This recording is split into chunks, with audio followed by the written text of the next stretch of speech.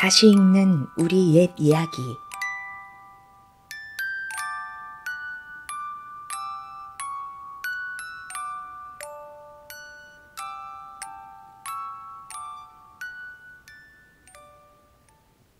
삼태성 삼형제. 백두산 자락 흑룡담 아래 작은 마을이 있었지. 마을 사람은 산비탈에 농사를 지으며 열심히 살았어. 마을에는 쌍둥이 삼형제가 살았지. 홀어머니를 모시고 말이야.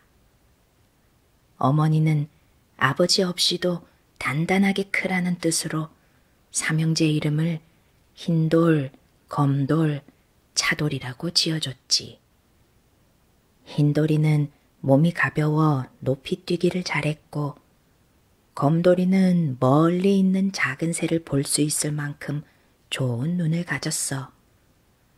차돌이는 이름처럼 단단하고 다부진 몸을 가졌지. 삼형제는 백두산을 놀이터 삼아 여기저기 뛰어다니며 무럭무럭 자랐어. 삼형제가 점점 커갈수록 어머니는 걱정이 더 깊어갔지. 삼형제가 뱃속에 있을 때꾼 태몽이 자꾸 떠올랐거든. 장차 큰 일을 하겠지만 오래 살지 못할 운명을 가지고 태어났구려. 아버지는 얼굴을 찌푸리며 말했지. 네? 그게 무슨 말입니까? 아버지 말에 어머니 가슴이 찢어지는 듯 했어. 10살이 되면 집 밖에서 10년을 살아야 한다오. 그래야 운명을 바꿀 수 있다는구려. 어머니를 달래는 듯 부드럽게 얘기했지. 아버지는 앞으로 삼형제가 어떻게 살아야 할지 자세히 알려줬어. 어머니는 귀를 쫑긋 세우고 말 한마디 한마디를 놓치지 않았지. 어머니는 이제 더 미룰 수 없었어. 보름만 지나면 삼형제가 10살이 되거든. 어머니는 삼형제에게 태몽을 들려줬지. 네? 집을 떠나야 한다고요? 모두 놀라 물었지만 어머니는 말없이 고개만 끄덕였어. 스승을 찾아 세상에 쓰임이 될 만한 재주를 배우고 오너라. 10년 안에 돌아올 생각은 절대 하면 안 된다. 어머니는 모질게 말하며 등을 돌렸지. 어머니, 그게 무슨 말씀이세요? 저희 보고 떠나라니요. 삼형제는 믿을 수 없었어. 결국 삼형제는 집을 나와 서로 다른 길로 떠나야 했지. 어머니가 써준 편지 한 장만 달랑 들고 말이야. 흰돌이는 서쪽으로 가다가 성큼성큼 다가오는 노인을 보았어. 걷는 거야? 나는 거야? 흰돌이가 혼잣말을 하며 고개를 갸웃거리는 사이 노인이 바로 코앞까지 다가왔지. 흰돌이는 두 눈으로 보고도 믿을 수 없었지만 정신을 차리며 보찜 속에서 편지를 꺼냈어. 어머니가 주신 편지입니다. 부디 저에게 재주를 가르쳐 주세요. 흰돌이는 편지를 내밀며 어머니에게 들었던 꿈 얘기를 자세히 전했지. 알겠다. 따라오너라. 노인은 고개를 끄덕이며 흰돌이를 제자로 받아들였어. 검돌이는 북쪽으로 가다가 천리를 보는 노인을 만났어. 노인이 검돌이의 똘망똘망한 눈을 먼저 보고 달려온 거지. 차돌이도 남쪽으로 내려가다가 칼과 활에 능한 노인을 만났어. 삼형제는 스승에게 재주를 배우며 매일 훈련을 했어. 흰돌이는 공중에 뜨는 훈련을 했고 검돌이도 더 멀리 보는 방법을 배웠어. 차돌이는 칼과 활을 가지고 쉬지 않고 연습을 했지. 삼형제는 피나는 훈련을 하며 하루하루를 보냈어. 그렇게 세월이 흘러갔지. 이제 흰돌이는 단번에 구천리를 날고 검돌이는 구만리를 손금처럼 내다볼 수 있었어. 차돌이가 칼을 휘두르면 번갯불이 일어나고 화살을 쏘면 멀리 있는 나무 열매가 반으로 쪼개졌지. 10년이 지나자 삼형제 모두 집으로 돌아왔어. 어머니와 농사를 지으며 조용히 살았지. 어느 여름날이었어. 삼형제는 여느 때처럼 구슬땀을 흘리며 일을 했지. 휙휙, 쿵쿵 쾅쾅. 갑자기 광풍이 불어오고 검은 구름이 하늘을 뒤덮었어. 천둥이 몰아치며 흙비와 돌비가 쏟아졌지. 천지가 온통 캄캄해져 눈앞조차 볼 수 없었어. 며칠이 지나자 흙비와 돌비가 멈췄지. 하지만 세상은 여전히 깜깜했어. 대낮이 분명한데 하늘에 태양이 보이지 않았지. 어떻게 된 거야? 뭔 일이 단단히 났구먼. 마을 사람 모두 영문을 몰라 서로 얼굴만 바라보았어. 하늘개가 해를 삼킨 거야. 곧 뱉을 거니 조금만 기다려보자고. 눅수그레한 사내가 하늘을 가리키며 모두를 안심시켰지. 며칠을 기다려도 해는 나타나지 않았어. 해가 사라진 마을은 온통 어둠에 물들어 있었지. 두려움에 쌓인 마을 사람은 집 밖으로 나오지 않았고 마을은 텅 빈 듯 너무나 고요했어. 마을 사람은 함께 모여 산신제도 지내보고 구판도 벌여봤지만 아무것도 달라지지 않았지. 한 달, 두 달이 흘렀지만 해는 돌아오지 않았어. 삼형제 어머니는 어두운 하늘을 보며 때가 왔음을 알아차렸지. 그리고는 삼형제 모두를 불렀어. 이제 너희가 나서야 할 것 같구나. 차분한 목소리였지만 어딘가 모르게 굳센 의지가 깃들어 있었지. 어머니는 아버지 당부를 떠올리며 차근차근 얘기했어. 저희가 해를 찾아오겠습니다. 삼형제는 집을 떠났지만 어떻게 해를 찾아야 할지 알 수 없었지. 흰돌이는 방석을 타고 방방곡곡을 날아다녔어. 검돌이는 세상 구석구석을 뚫어지게 보면서 뭔가를 찾았지.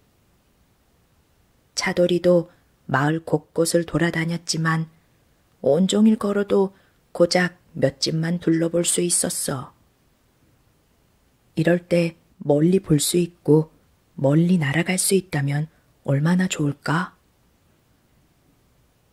차돌이는 특별한 재주가 없는 자신이 답답했어. 스승님은 아실까? 차돌이는 잠시 생각하다가 남쪽으로 곧장 달려갔어.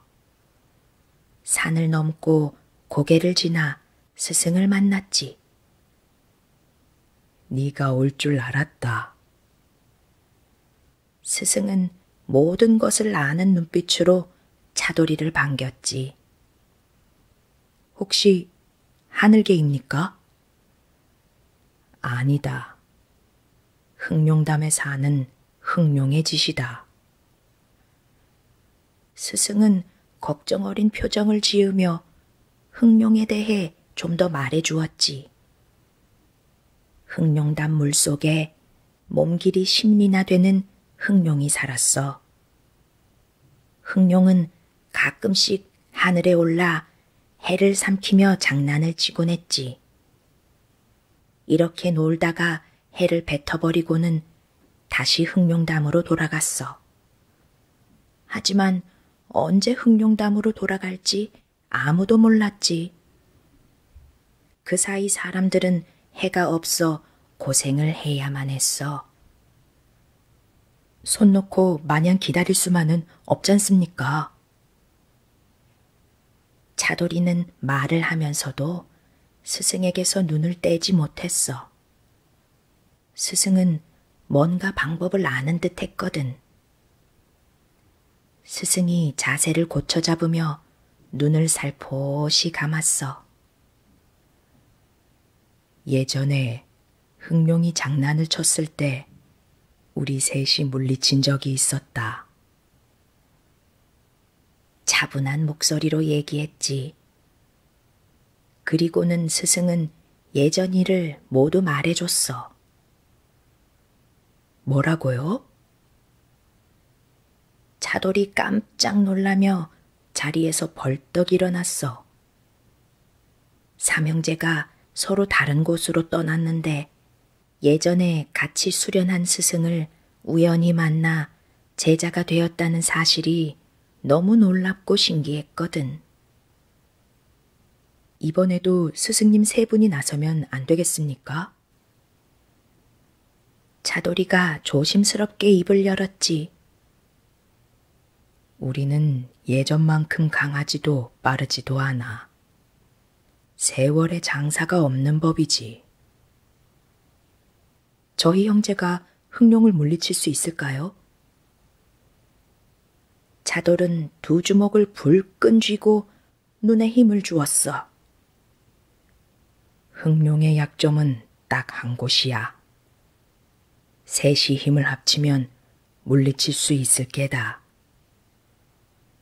스승은 차돌이에게 흑룡을 한 방에 죽일 수 있는 곳을 자세히 알려주었지. 차돌이는 곧장 마을로 달려가 스승에게 들은 말을 흰돌이, 검돌이에게 전했어. 뭐? 흑룡이라고? 삼형제는 스승님처럼 흑룡을 무찌르기로 다짐했어. 흰돌이 방석에 셋이 올라탔지. 흰돌이는 칠흑 같은 어둠을 뚫고 하늘 위로 날아올랐어. 검돌이가 고개를 돌리며 하늘 끝까지 살펴봤지. 저쪽이야. 검돌이가 소리치며 먼 곳을 가리켰지. 삼형제를 태운 방석은 엄청난 속도로 날아갔어. 멀리서 봐도 흑룡의 모습은 어마어마했지. 시커먼 몸통이 움직일 때마다 엄청난 바람이 일었어. 꼬리도 어찌나 긴지 끝이 보이지 않았지. 날카롭게 찢어진 눈을 보니 몸이 저절로 움츠러질 만큼 무서웠어. 나만 믿으라고. 차돌이가 큰 소리치며 활을 힘껏 당겼지. 무턱대고 맞서 싸우는 건 어리석은 짓이야. 흰돌이가 차돌이를 잡았지만 막무가내였어. 차돌이는 손을 뿌리치고 계속해서 흑룡에게 화살을 날렸지. 싸움은 치열했어. 흑룡이 소리를 지를 때마다 우르릉 쿵 뇌성이 울렸지. 차돌이가 아무리 공격을 가해도 흑룡은 지치지 않았어. 얍, 얍. 차돌이가 힘차게 칼을 휘둘렀어. 하지만 흑룡이 휘두른 꼬리에 맞아 아래로 떨어지고 말았지. 흑룡이 무섭게 쫓아왔어. 흰돌이는 방석을 몰아 잽싸게 도망치며 서쪽 산에 있는 스승을 찾아갔어. 차돌이 상처를 치료하고 숨을 곳이 필요했거든. 얼마 후 차돌이는 다시 힘을 얻었지. 흑룡을 이기려면 너희 셋의 힘을 잘 사용해야 하느니라. 스승은 삼형제 얼굴을 보면서 당부하듯 몇 번을 말했어. 차돌이는 부끄러워 고개를 들 수 없었지. 보란 듯이 흑룡과 싸워 무술 실력을 뽐내고 싶었거든. 차돌이는 이제 혼자 나서지 않겠다고 마음속으로 다짐했지. 삼형제는 흑룡을 다시 찾아 나섰어. 검돌이가 흑룡을 가리키면 흰돌이가 방석을 몰았지. 차돌이는 검돌이 말에 귀를 기울이며 공격할 때를 기다렸어. 저기 흑룡이 나타났다. 검돌이가 검은 구름을 가리켰어. 검돌이 말에 차돌이가 화살을 날렸지.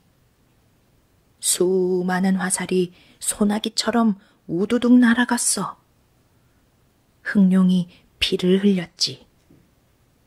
흰돌이는 흑룡에게 다가가 빙글빙글 돌며 약을 올렸어. 화가 난 흑룡은 삼형제를 쳐내려고 앞발을 높이 들었지. 차돌아, 앞발 아래야. 저기가 약점이라고. 검돌이가 손가락으로 가리키며 소리쳤지. 흰돌이는 요리조리 피해가며 좀 더 가까이 다가갔어. 차돌이가 흑룡을 노려보다가 활을 힘껏 당겼어. 퓨! 화살이 번개보다 빠르게 날아갔지. 흑룡 앞발 아래에 꽂혔어. 흑룡은 괴로운 듯 무서운 소리를 내며 해를 뱉어냈지. 그리고는 땅 아래로 떨어졌어. 밝은 해가 다시 제자리를 찾았지. 삼형제는 흑룡을 쫓았어. 형, 더 빨리. 검돌이 말이 급했어. 흑룡은 무서운 속도로 날아갔지. 이렇게 놓칠 순 없어. 차돌이는 흑룡을 향해 활을 겨눴어. 조금만 더 빨리. 차돌이가 화살을 날렸어. 흑룡이 소리를 지르며 흑룡담 속으로 뛰어들다가 산기슭에 머리를 부딪혔지. 지금이야, 차돌아. 검돌이가 외쳤어. 차돌이가 재빨리 화살을 날렸어. 용은 꿈틀거리며 화살을 피하고 물속으로 숨어버렸지. 삼형제가 마을로 돌아왔어. 마을 사람 모두 집 밖으로 나와 해를 보며 춤을 추었지. 삼형제의 스승도 흑룡과의 싸움을 지켜보며 셋을 기다렸어. 물속으로 들어간 흑룡은 죽었느냐 살았느냐?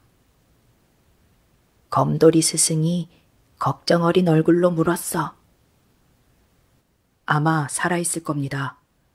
화살이 정확히 맞았는지 모르겠습니다. 검돌이가 고개를 숙이고 말했지. 그렇다면 언제 흑룡이 다시 해를 삼키려 들지 모를 일이다. 이 길로 하늘에 올라가 영원히 해를 지키도록 해라. 거역할 수 없는 스승의 명령이었어. 삼형제는 하늘로 오르기 전 어머니를 찾아뵙고 해를 지키러 하늘로 떠난다고 얘기했어. 너희의 운명이 그러하니 어쩌겠느냐. 어미는 밤하늘의 별을 보며 그리운 마음을 달래련다. 어머니는 고개를 숙이면서 말을 다시 이었어. 가거라. 가서 세상을 지켜라. 삼형제를 바라보는 어머니 눈빛은 맑고 고요했지. 삼형제는 밤하늘로 날아올라 다시 땅으로 내려오지 않았대. 그때부터 하늘에는 전에 없던 세 개의 별이 생겨났지. 바로 삼태성이야. 밤하늘을 올려다보면 유난히 빛나는 세 개의 별이 있을 거야. 동쪽 하늘에서 서쪽 하늘로 천천히 흘러가는 별을 찾아봐. 태양을 지키는 삼형제 별, 삼태성 말이야.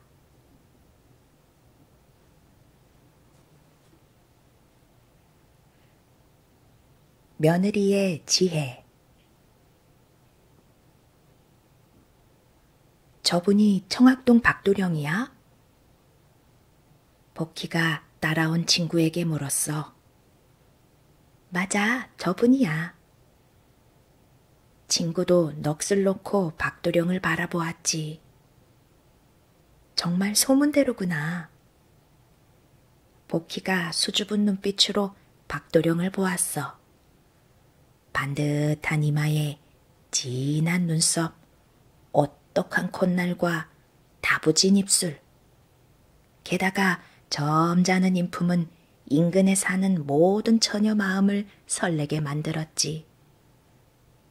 복희는 박도령을 보자 얼굴이 붉어졌어. 하지만 양방과 상민이라는 신분 차이가 복희 가슴을 아프게 만들었지. 박도령의 집안은 대대로 큰 벼슬을 했지만 지금은 벼슬이 끊겨 가세가 많이 기울었어. 게다가 가진 땅이 없다 보니 집안 형편도 말이 아니었지. 큰아버지가 잘 살아 가끔씩 도움을 받지만 언제까지 그렇게 살 순 없었어.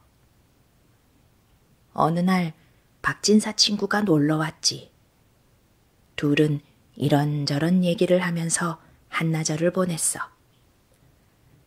이복의 박진사, 한티제 너머에 사는 김진사 알지? 그 양반 잘 알지.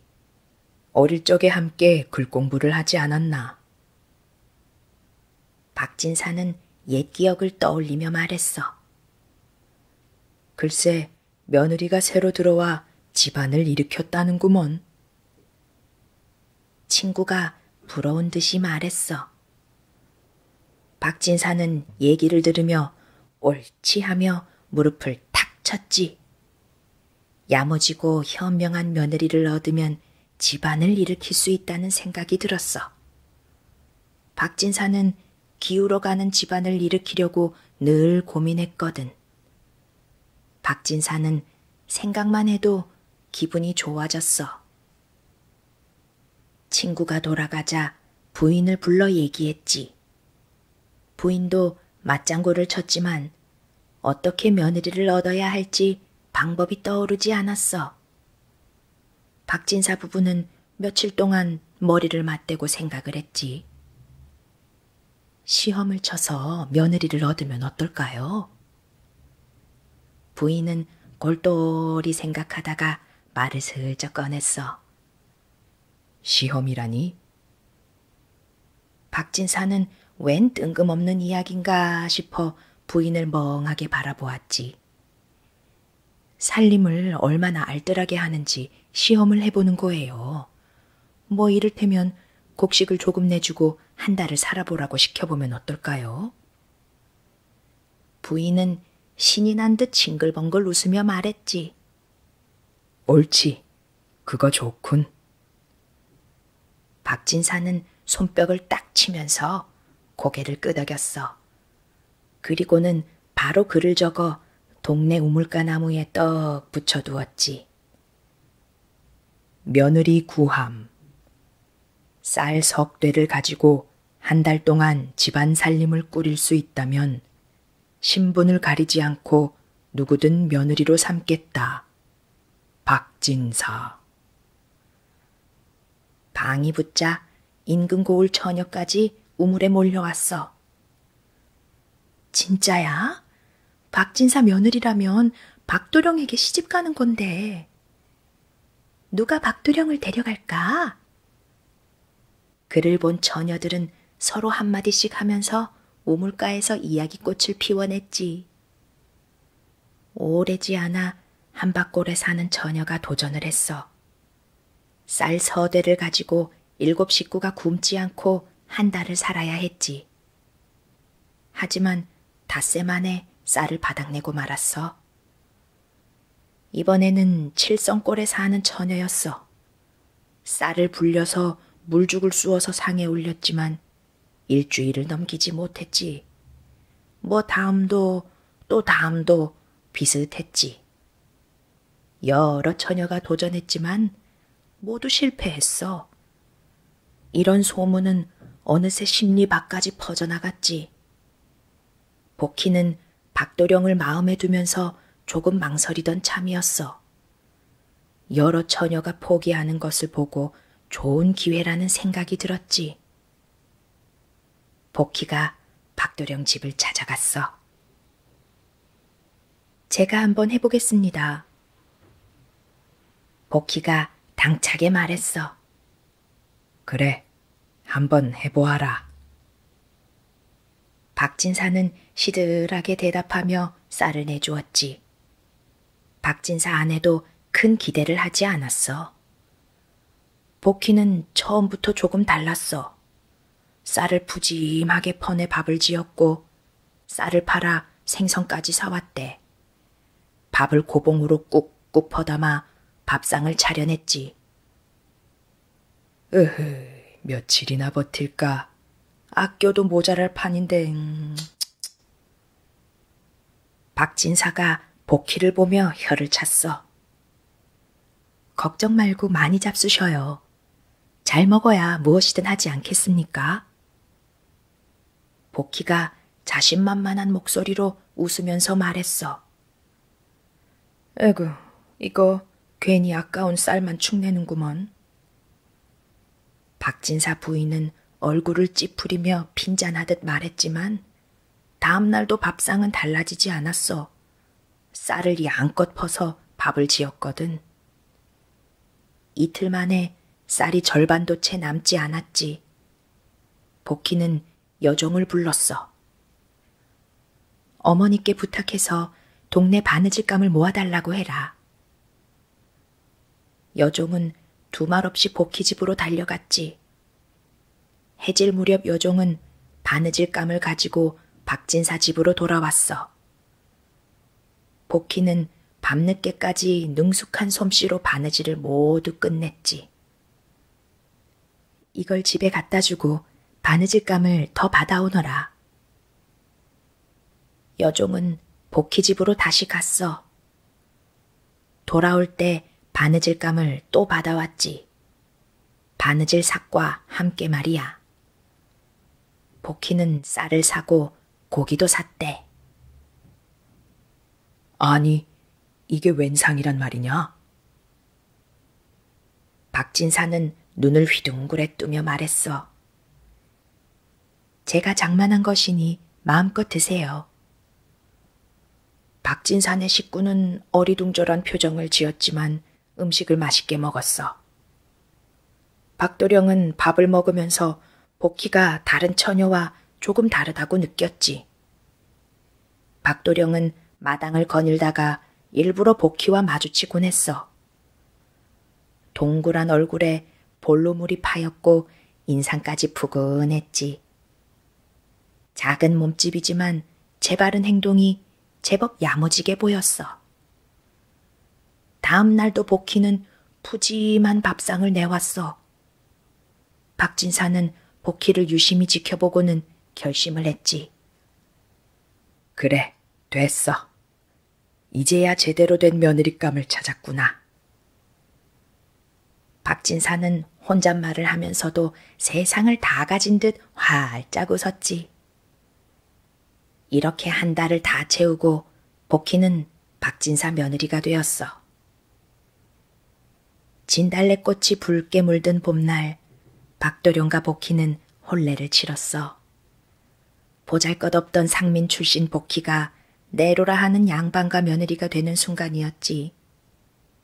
복희는 박도룡을 바라보면서 마음속에 설렘이 가득했어.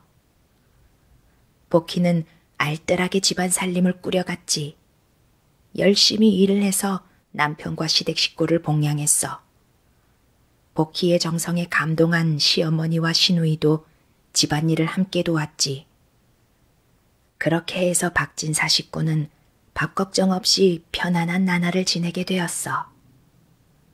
여름이 지나가고 가을이 찾아왔지. 바느질로 집안을 일으키는 건 불가능해. 다른 방법을 찾아야겠어. 복희는 일을 하면서도 이런 생각을 자주 했지.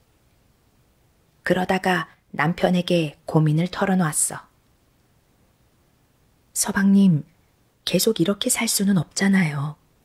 무슨 수를 내봐야지요. 부인, 무슨 좋은 수라도 있어? 박도령이 넌지시 물었지. 큰아버님이 부자로 사는데 한번 도움을 청해보는 게 어떨까요? 복희가 조심스럽게 말을 꺼냈지. 모르는 소리 마세요. 큰 집이 얼마나 인색한지.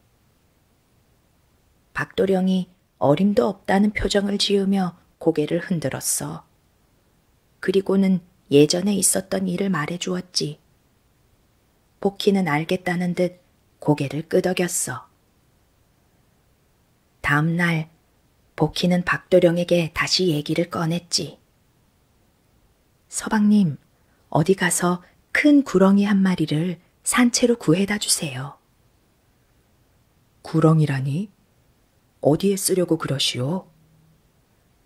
박도령이 눈을 동그랗게 뜨고 물었지. 일단 저만 믿어보세요. 복희는 살살 눈웃음을 치며 박도령 손을 꼭 잡았어. 박도령도 복희를 믿는 터라 더 이상은 묻지 않았지. 박도령은 하인을 데리고 산에 올라갔어. 여기저기를 돌아다니다가 커다란 구렁이 한 마리를 잡아 집으로 돌아왔지. 복희는 창고에 자리를 마련해서 구렁이를 모셨어. 정화수를 떠다 놓고 촛불도 밝혀두었지. 복희는 구렁이에게 빌면서 절을 했어. 누가 보아도 구렁이는 영락없는 가신이 되었지. 대대로 집을 지켜주는 가신 말이야. 며칠 뒤 박진사 생일이었어. 복희는 여느 생일 때보다 더 많은 음식을 준비했지. 큰댁 식구가 동생 집을 찾아왔어. 상을 가져오너라. 커다란 교자상이 방 안으로 들어왔지. 김이 모락모락 나는 갈비찜, 노릇노릇 잘 구운 조기, 여러 색이 어우러진 탕평채까지 헤아릴 수 없을 만큼 많은 음식이 상을 가득 채웠지. 어허, 이 음식을 다 어떻게 장만했느냐? 진수성찬을 보며 형이 입을 쩍 벌리며 놀라워했지. 하하, 다 새아기 덕입니다. 며느리가 새로 들어오고부터 밥 걱정을 안 하게 됐지요. 박진사는 호탕하게 웃으며 이야기했어. 큰댁 식구는 밥을 먹으면서도 의아한 표정을 지었지. 지금까지 이런 생일상을 받은 적이 단 한 번도 없었거든. 밥을 다 먹고 난 뒤 형이 마당을 거닐다가 헛간에 촛불이 켜진 걸 보고 고개를 갸웃거렸어. 저건 뭐지? 형은 뒷짐을 쥐고 슬며시 헛간으로 다가갔지. 복희가 두 손을 모으고 어딘가를 보며 절을 하는 거야. 형이 큰 기침을 하자 복희가 고개를 돌렸어. 그리고는 재빠르게 일어나 큰아버지에게 다가갔어. 지금 어디다 대고 절을 한 게냐? 저기 업을 모셔놓았습니다. 복희가 잠깐 망설이다가 말했어. 업이라고? 집안의 재물을 지켜준다는 수호신 말이냐? 큰아버지의 궁금증은 점점 커져만 갔지. 제가 이 집에 와서 꿈을 꿨는데 큰 댁에 있던 업고렁이가 저희 집으로 오는 게 아니겠습니까? 그래서 큰아버지가 조바심을 내며 복희에게 물었지. 그랬더니 정말로 업고렁이가 저희 집에 들어왔습니다. 그래서 정성껏 모시는 중이지요. 아니, 뭐라고? 큰아버지는 머리를 한 대 맞은 듯 아찔했어. 자기 집에 있던 업이 동생 집으로 내려왔다면 정말 큰일이었지. 아닌 게 아니라 동생 집 사는 모습을 보니 한창 복이 피어나고 있는 게 분명했어. 내 말이 사실이라면 저 업은 우리 게 아니냐? 우리한테 돌려주면 안 되겠니? 큰아버지는 다급한 목소리로 말했어. 그거야 어려운 일이 아니지만 제 꿈에 나온 업을 그냥 가져가실 수는 없습니다. 그랬다가는 큰 화를 미치게 되지요. 복희는 고개를 숙이며 아주 공손하게 말했지. 잠시 생각해보니 업구렁이 얘기는 지어낸 것 같았지만 복희를 보니 마음이 든든하고 기분이 좋아졌지. 지금까지 해온 것을 봐도 그렇고 행동거지 하나하나가 모두 마음에 쏙 들었거든. 이런 아이라면 동생 집안을 크게 일으킬 수 있다는 확신이 들었지. 논 열맞이기가 아니라 백맞이기를 줘도 아깝지 않다는 생각이 들었어. 오냐, 어찌 소중한 신령을 공짜로 가져가겠느냐. 내가 논 열맞이기를 떼주마.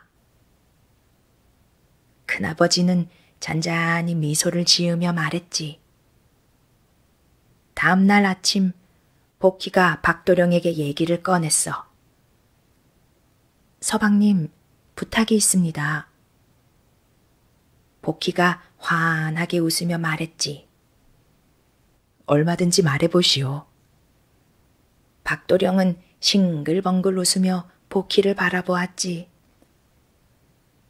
소문을 좀 내주십시오. 복희는 박도령에게 조근조근 얘기했지. 큰댁 칭찬을 해달라는 부탁이었어. 알겠소. 시킨 대로 하겠소.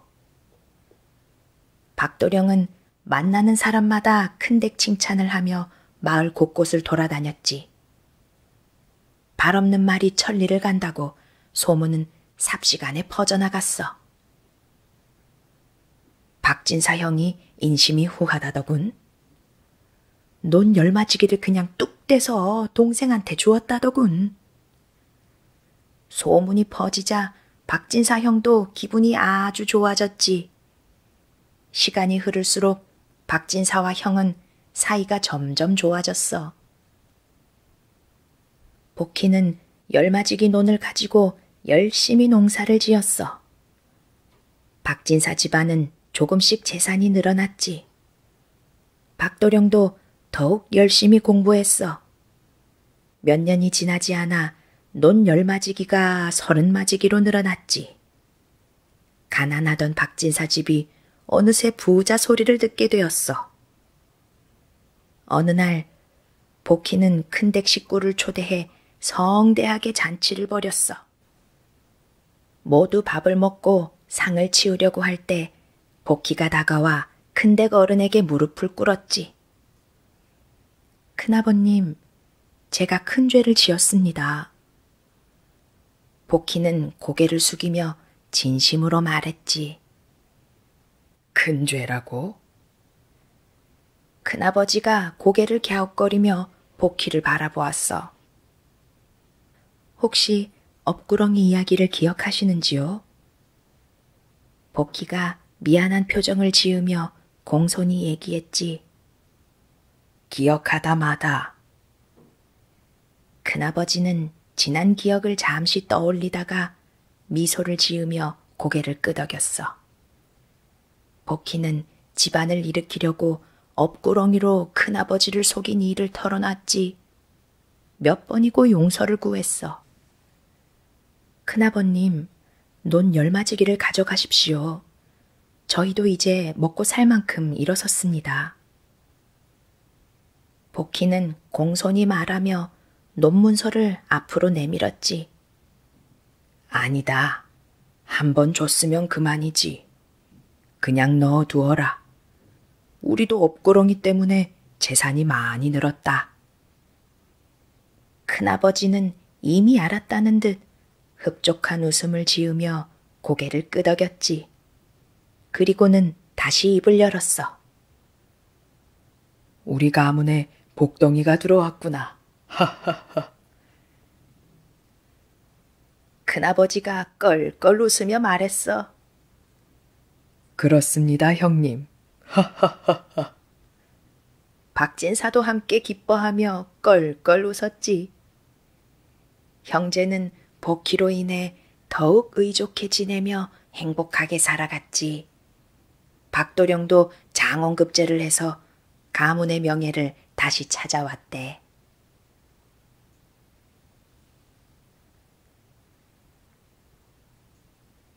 꽤 많은 막둥이. 옛날 충청도 어느 마을에 김진사라는 양반이 살았어. 김진사는 재산이 많아 떵떵거리며 살았는데 부리는 하인만 해도 수십 명이 넘었지. 김진사는 양반이라는 걸 굉장히 자랑스러워했어.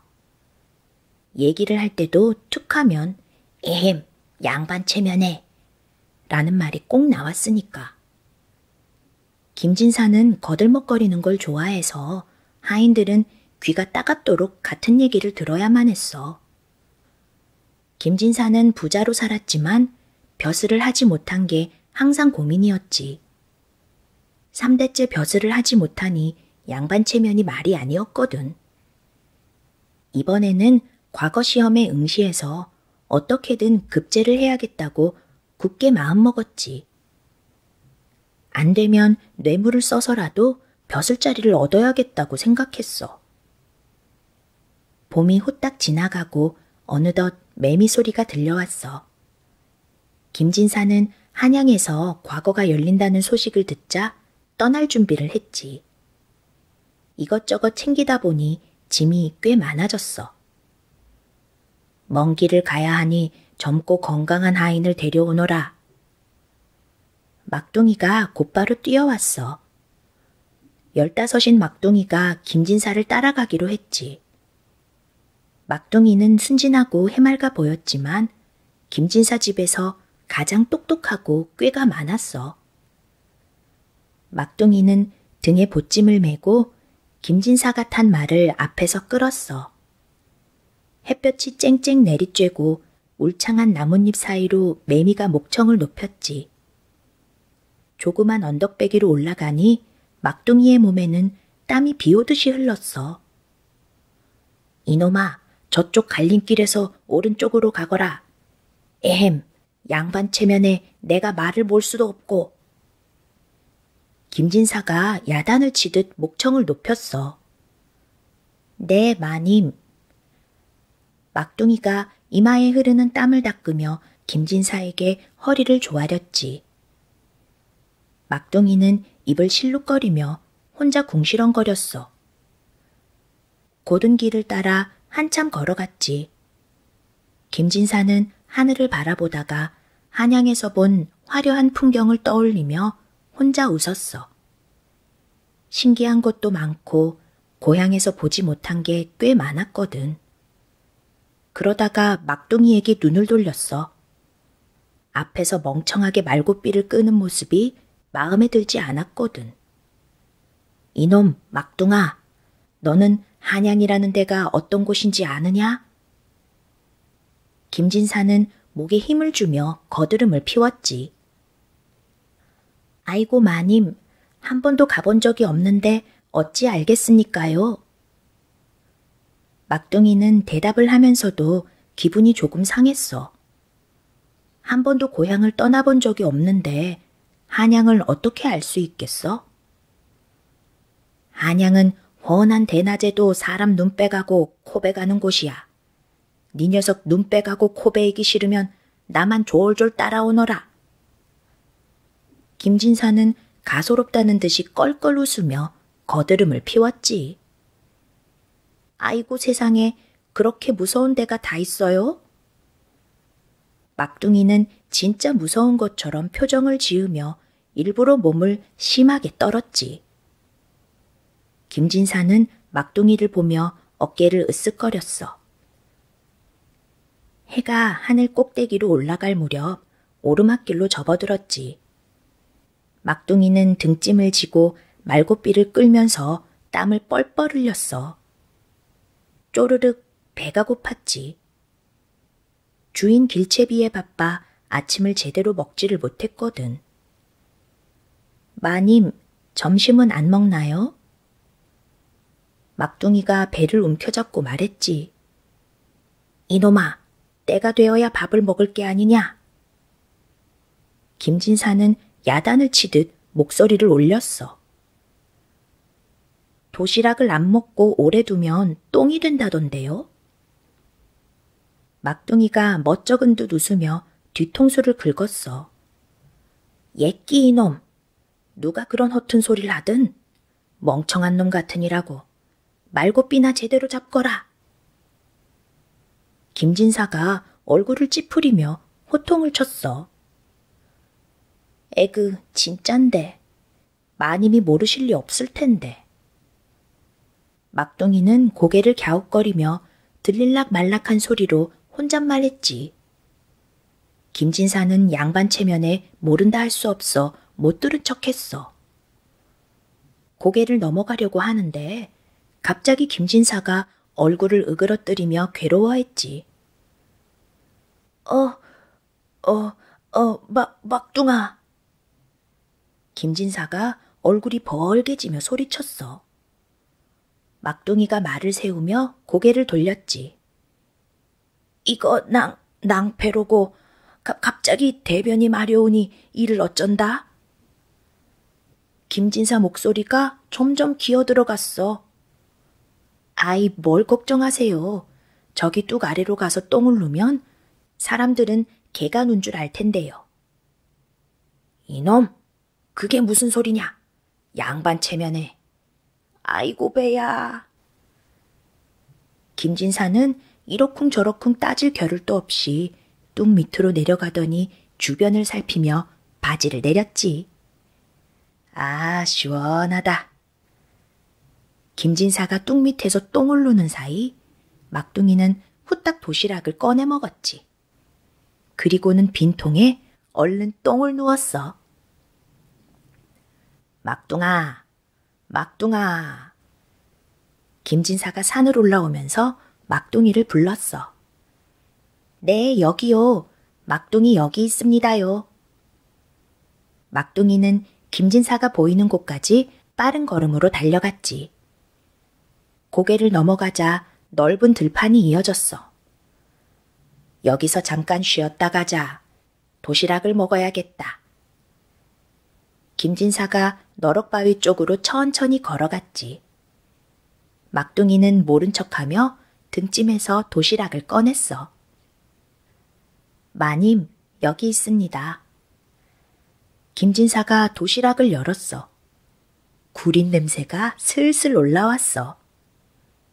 이게 뭐야? 김진사가 코를 살짝 갖다 대려다가 깜짝 놀라 뒤로 나자빠졌지. 막둥이는 태연하게 앞으로 다가가 도시락을 살폈어. 그리고는 호들갑을 떨며 도시락을 김진사 코 밑에 들이밀었지. 그것 봐요.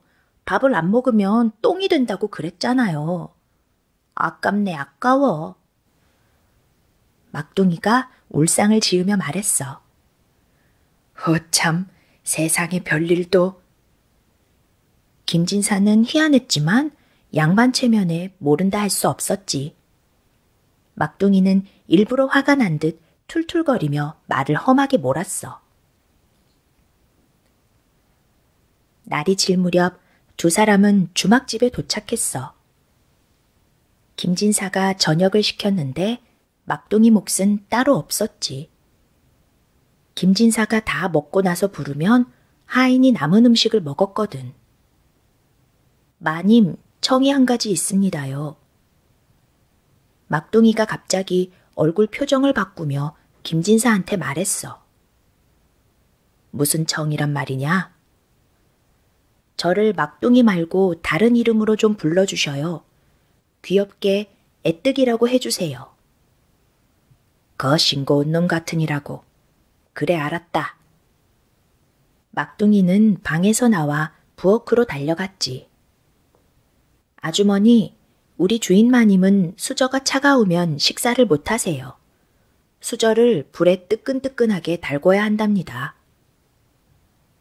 막둥이는 주막 안주인에게 아주 공손하게 말했지. 별 이상한 양반도 있구려. 그렇게 하겠소. 주막 안주인은 상을 푸짐하게 차린 뒤 방으로 들어갔어. 김진사는 점심을 굶은 터라 숟가락을 급하게 들었지. 에 뜨거! 김진사가 숟가락을 놓으며 큰 소리로 말했어. 예, 애뜨기 여기 있습니다. 벌써 다 드셨어요? 막둥이는 기다렸다는 듯 밥상을 번쩍 들고 나가서 잽싸게 먹어치워 버렸지. 김진사는 화가 머리끝까지 올라갔지만 양반 체면에 밥상을 다시 들여오라고 하지 못했지. 점심 저녁을 쫄쫄 굶었으니 얼마나 배가 고팠겠어. 밤새도록 김진사의 뱃속에서는 천둥 소리가 들렸대. 다음 날 김진사는 아침을 먹고 일찌감치 길채비를 하였지. 굴 사세요. 싱싱한 굴이요. 굴장사가 주막 앞을 지나며 외쳤어. 김진사가 막둥이를 불렀지. 굴 좀 사오너라. 막둥이는 잽싸게 뛰어나갔지. 막둥이는 사발을 들고 오다가 굴이 너무 먹고 싶었어.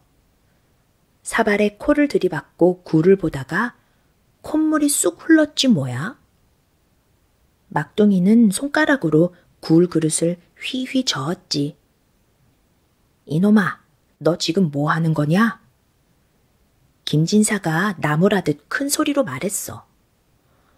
아이고 마님, 굴그릇 속에 코가 쏙 빠졌는데 어떤 게 굴이고 어떤 게 콧물인지 알 수가 없네요. 에이, 칠칠치 못한 놈, 너나 먹어라. 김진사는 입맛 떨어진다는 듯 몸을 획 돌려 앉았어. 막둥이는 주춤하다가 후루루 쩝쩝 요란하게 소리를 내면서 굴을 먹어치웠지. 김진사는 내심 속이 아렸어. 아까운 굴을 막둥이 때문에 못 먹었잖아. 김진사는 막둥이를 아주 괘씸하게 여겼어. 날이 저물어 주막집에 들렀지. 과거를 보러 가는 선비들이 방마다 꽉꽉 들어차 있었어. 김진사는 선비들과 함께 술판을 벌였지. 말이 오가던 중에 김진사가 막둥이한테 굴을 빼앗긴 얘기를 꺼냈어. 어허, 그런 지저분한 놈이 있나. 상놈들은 다 똑같다니까. 추잡스러운 녀석 같으니라고. 선비들이 다들 한마디씩 뱉으며 막둥이를 나무랐지. 술상을 물리고 선비들이 자기 방으로 가다가 막둥이와 마주쳤어. 예끼 고약한 놈 같으니라고. 지저분한 놈 같으니 감히 양반 먹을 굴그릇에 코를 빠뜨려? 처음 본 선비들이 막둥이에게 한마디씩 말하며 삿대질을 했어. 막둥이는 마음이 상해 화가 치밀었지. 콧물을 흘린 건 잘못이지만 김진사가 먹지 않겠다고 해서 먹은 거잖아. 두고 보자. 막둥이는 이빨을 뿌득뿌득 갈며 선비들이 들어간 방을 노려봤어. 밤이 깊어가자 사람들이 잠이 들었어. 막둥이는 일어나 양반들이 자는 방으로 들어갔지. 막둥이가 봉창 문종이를 쭉쭉 뜯어냈어. 선비들은 종이를 뜯는 소리에 놀라 잠이 깨고 말았지.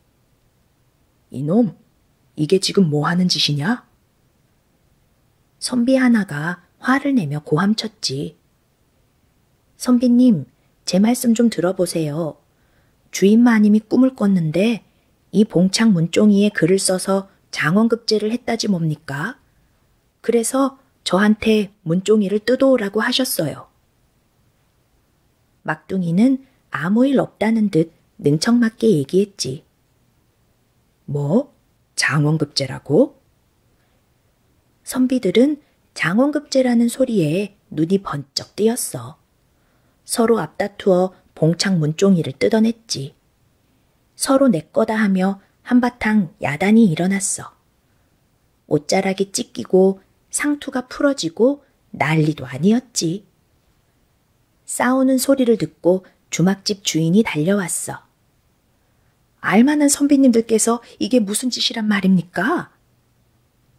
주막집 주인이 억울해하며 하소연했지. 선비들은 장원급제 때문에 봉창을 뜯었다고 말하기가 민망했대. 다들 부끄러웠지만 아닌 척 헛기침 소리를 냈어.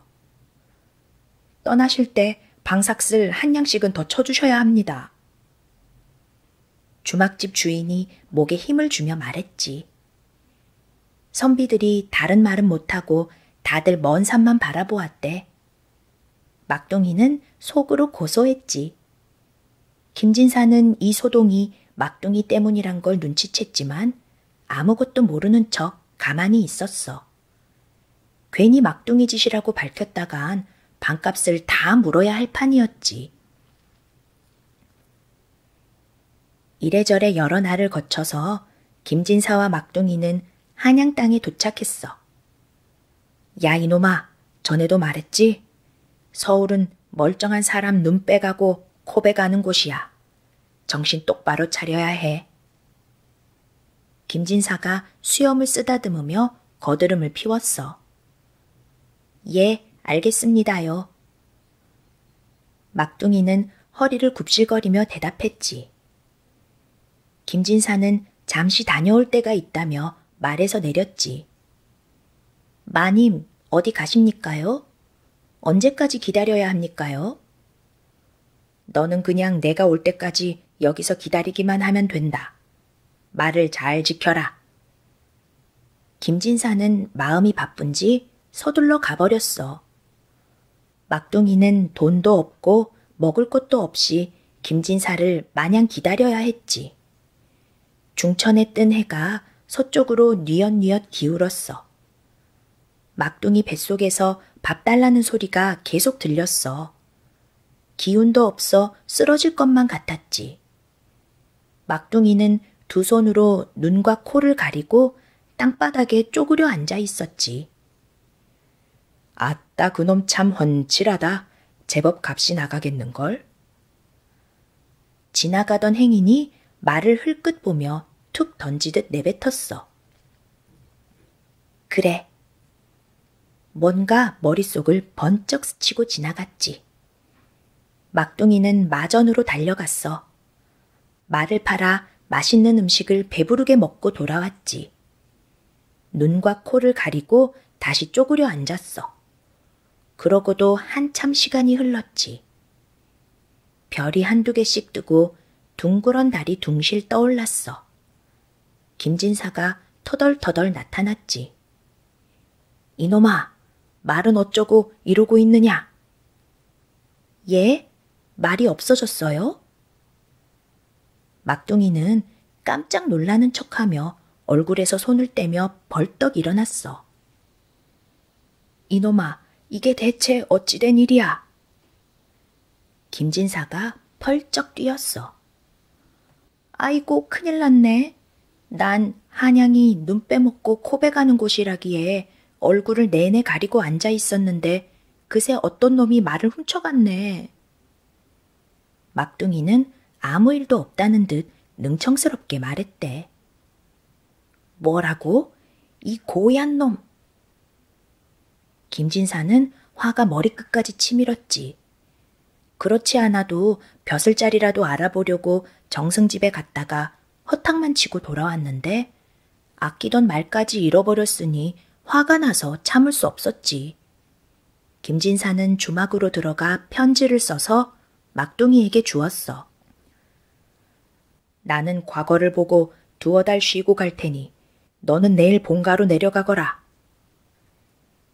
김진사가 음흉한 표정을 지으며 씩 웃었지. 다음 날 아침 막둥이는 편지를 보찜에 넣고 김진사 집으로 향했어. 어떤 마을을 지나다가 아주머니 혼자서 디딜방아로 떡을 찢는 것을 보았지. 아주머니의 등에는 아이까지 엎여 있었어. 아주머니 힘들어 보이시는데 제가 떡을 뒤집어 드리지요. 막둥이가 싱글벙글 웃으며 디딜방아 앞으로 달려갔어. 아이고 이런 고마울 때가. 내가 뭘 해주면 좋을까요? 그냥 떡이나 좀 나눠주세요. 밥을 굶었더니 허기가 지네요. 막둥이는 아주머니의 발동작에 맞춰 떡살을 뒤집었어. 떡살이 먹기 좋을 만큼 쫄깃쫄깃해졌지. 아주머니가 고맙다며 막둥이에게 떡을 나눠주었어. 막둥이는 쫀득쫀득한 떡을 입에 착 말아 넣어 맛나게 먹으면서 걸었지. 그러다가 힘없이 걸어오는 스님과 마주쳤어. 스님, 이것 좀 잡숴보세요. 막둥이가 떡을 나눠주었지. 배가 고팠던 스님은 떡을 맛있게 먹었어. 거참 잘 먹었구먼. 그런데 어떻게 보답을 하지? 스님이 해맑은 표정으로 막둥이를 보았어. 스님, 제 부탁 좀 들어주세요. 제가 편지 하나를 들고 가는데 어떤 내용인지 봐주세요. 막둥이가 편지를 건네주자 스님이 소리내어 읽어주었지. 막둥이란 놈 때문에 고생이 막심했으니 도착하는 대로 몽둥이 100대를 쳐서 집 밖으로 내쫓아버려라. 나는 두어 달 후에 내려가마. 김진사. 스님은 안타까운 표정을 지었지만 막둥이는 슬슬 장난기가 일어난 듯 웃음을 자아냈지. 스님, 제가 부르는 내용대로 편지를 적어주실 수 있나요? 막둥이는 코맹맹이 소리를 내며 스님에게 착 안겼어. 손주가 할아버지에게 안기듯 말이야. 스님은 종이 한 장을 펼치고 붓을 꺼내 잡았지.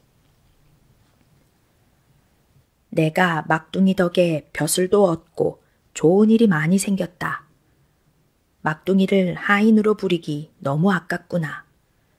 종 문서를 태워 없애고 막내딸 순이와 혼인시켜라. 이달 말일이 좋은 날이니 그날을 넘기지 마라. 그리고 막둥이에게 글공부를 시켜 과거를 볼 수 있게 하여라. 나는 두어 달 후에 내려가마. 김진사. 스님은 막둥이가 불러주는 대로 글을 적었어. 어찌나 명필인지 글씨체가 김진사 것하고 똑같았지. 스님에게 글을 받고 막둥이는 다시 길을 떠났지. 막둥이가 김진사 집으로 혼자 들어서자 안방마님과 서방님이 조금 놀랐어. 아니, 진사님은 어딜 가시고 너 혼자 왔느냐? 예, 주인마님은 더 있다가 오신답니다. 편지를 가져왔습니다. 안방마님과 서방님이 막둥이가 가져온 편지를 읽었어. 벼슬을 얻었다니 큰 경사이긴 한데 막둥이와 순이를 혼인시키라고 하니 믿을 수가 없었지. 하지만 한 집안의 가장이 한 말이니 시키는 대로 할 수밖에 없었어. 결국 막둥이는 순이와 결혼을 하고 서당도 다닐 수 있었지. 푸른 잎이 하나 둘 빨강, 노랑으로 색을 바꾸자 한양에 갔던 김진사가 집에 돌아왔어. 아니, 김진사는 막둥이를 보고 깜짝 놀라 뒤로 자빠졌어. 쫓아내서 없어야 할 막둥이가 버젓이 마당을 돌아다녔고 금쪽 같은 막내딸하고 혼례를 치르고 살림까지 차렸으니 미치고 펄쩍 뛸 노릇이었지. 김진사는 화를 억지로 누르고 막둥이를 방으로 불렀어. 이복의 사위, 대대로 우리 집안 사위는 저 뒷산 용왕담에서 밤을 새워 치성을 드려야 한다네. 그리로 가시게나. 김진사는 막둥이를 데리고 뒷산 용왕담으로 올라갔대. 용왕담은 깊이가 한도 끝도 없어 끝자락이 용궁으로 가는 문과 맞닿아 있다는 소문이 있었지. 힘센 하인 몇 명이 커다란 망태와 밧줄을 들고 김진사 뒤를 따라갔어. 저기가 치성을 올리는 장소이네. 어서 망태 속에 들어가게. 밤새 치성을 올리면 내일 아침에 내려주겠네. 김진사는 연못으로 길게 뻗은 소나무 가지를 가리키며 말했어. 힘센 하인들이 옆에서 노려보았지. 막둥이는 어쩔 수 없이 망태에 들어갔어. 김진사는 하인을 시켜서 망태를 나뭇가지에 대롱대롱 매달았지. 막둥이를 혼자 남겨둔 채 집으로 돌아왔어. 연못에 빠뜨려 죽일 작정이었거든. 매서운 바람이 막둥이를 흔들었어. 막둥이의 아내인 순이는 막둥이가 연못에 빠져 죽도록 내버려 둘 수 없었지. 순이는 수풀에 몰래 숨었다가 김진사 일행이 내려가는 것을 보고 막둥이를 풀어주었어. 망태 안에는 돌덩이를 넣어서 막둥이인 척 매달아 놓았지. 어스름한 새벽이 되자 하인들이 망태기 줄을 끊어 용왕담에 떨어뜨렸어. 막둥이는 순이가 준 돈으로 윤기가 반지르르 흐르는 검은 비단으로 옷을 해입었지. 그러고 나서 겁도 없이 김진사 집으로 향했어. 이리 오너라. 사위 행차다. 막둥이가 큰 소리를 치며 당당하게 집으로 들어갔어. 김진사 집에서는 아주 야단이 났지. 물에 빠져 죽은 사람이 살아왔으니 놀랄 수밖에 없었어. 게다가 귀티나고 번드르르한 모습으로 나타났으니 더 놀랄 수밖에. 아니 이게 어쩐 일이냐. 어느 놈이 줄을 잘랐는지 네가 꼭 죽은 줄만 알았구나. 어찌 된 일인지 사연 좀 말해보거라. 덕분에 용궁 구경 한번 잘했지 뭡니까. 글쎄 연못 속으로 쑥 들어가니까 커다란 물고기가 저를 등에 태우더니 용궁으로 데리고 가지 않겠습니까? 용궁이란 데가 어찌나 살기 좋은지 몰라요. 그게 정말이란 말이냐? 김진사가 눈을 동그랗게 뜨고 물었어. 제가 왜 거짓말을 하겠습니까? 용왕담이 용궁으로 통한다는 말이 진짜더라고요. 김진사가 막둥이 말을 듣자 귀가 솔깃해졌어. 용궁에 한번 가볼 수 있을까? 암, 되고 말고요. 저와 함께 가시죠. 막둥이가 김진사를 용왕담으로 데려갔지. 바로 저곳입니다. 바로 들어가면 됩니다. 막둥이가 소나무 아래를 가리키면서 말했지. 김진사는 연못으로 풍덩 뛰어들었어. 용궁 물고기는커녕 몸이 자꾸 아래로 가라앉지 뭐야. 사람 살려! 사람 살려! 김진사는 허우적거리며 큰 소리로 외쳤지. 막둥이는 길고 튼튼한 막대기를 들고 소나무 아래로 갔어. 장인어른, 살려드리면 이제부터 저를 업신여기지 않고 잘 대해주시겠습니까? 막둥이는 실실 웃으며 막대기를 위아래로 슬슬 흔들었어. 어프. 알았네. 알았어. 살려줘. 막대기를 쭉 내밀자 김진사가 잽싸게 잡고 땅으로 올라왔지. 장인어른, 저를 믿어주면 글 공부를 열심히 해서 과거도 보고 벼슬도 하겠습니다. 김진사는 숨을 헐떡거리며 막둥이를 쳐다보았어. 막둥이의 눈빛이 사뭇 진지했지. 김진사는 왠지 부끄러워 고개를 들 수 없었어.